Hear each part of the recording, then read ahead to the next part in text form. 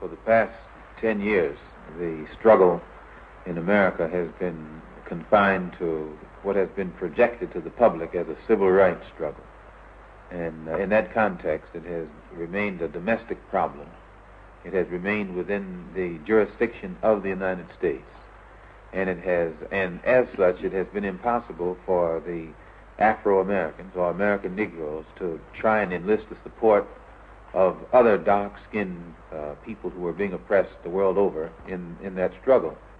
And the difference now in the direction that the struggle is taking from the direction that the struggle has been going in the past, there are many of our people who are thinking more deeply and more broadly and are beginning to see the importance of lifting it out of the national context or out of the domestic context or beyond the jurisdiction of the United States government. And the only way this can be done is by internationalizing the problem and putting it at a level where it can be taken into the United Nations, and then all of the other independent nations on this earth can involve themselves in our struggle and support us.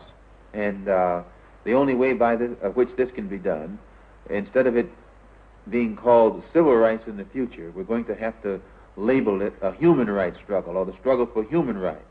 And as such, we can then take it into the United Nations through the avenues that have been set up by the United Nations Commission on Human Rights. We can take our problem before the United Nations in the same manner that the problem of South Africa, Angola, Mozambique, Hungary, the Arab refugee problem, it becomes a world problem. And as a world problem, then the Afro-American or the so-called Negroes have more of a chance of getting some real meaningful results, because it's not left up to the one who's responsible for it anymore, but it's put at a level where the whole world can see that our plight is wrong, and they can bring the moral support of the entire world on our side against this force that has stood in our path in the past.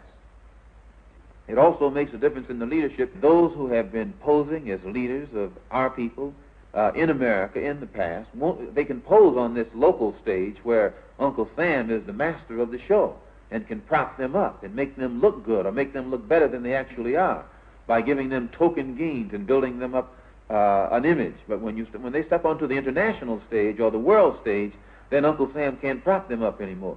And their ability or lack of ability becomes exposed. And if they can lead us forward, they remain leaders. But if they can't, then they have to step aside, and more qualified and bona fide leaders step up from the masses of our people, and then we get faster progress.